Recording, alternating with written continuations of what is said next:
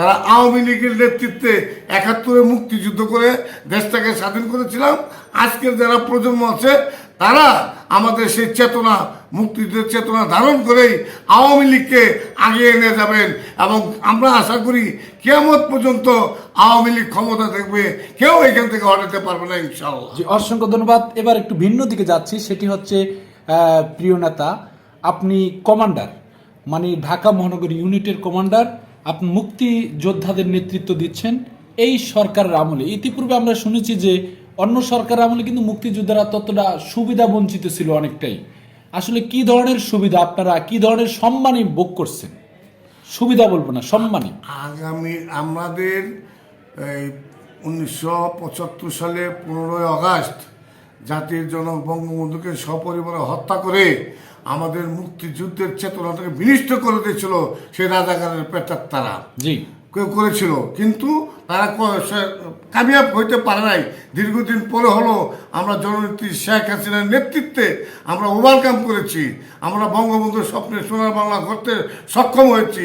আমাদের নেত্রী পদ্মা সেতুর মতন পদ্মা নদীর উপর জীবনে কোনোদিন কেউ আশা করে নাই, সেই সেতু তিনি তৈরি করেছেন এই আমাদের জাতির জনকের কন্যা জননেত্রী শেখ হাসিনা। কাজেই এই যে আমাদেরকে জাতির জনকের কন্যা অনেক ইতিহাস আছে যা আমি প্রত্যক্ষদর্শী এবং বাস্তবেও আমি অনেক টেবিল টকে বলেছি এবং বলছি, যারা আমাদেরকে তারা কোনোদিন মুক্তিযুদ্ধের জন্য কোনো সরকারই করেন নাই।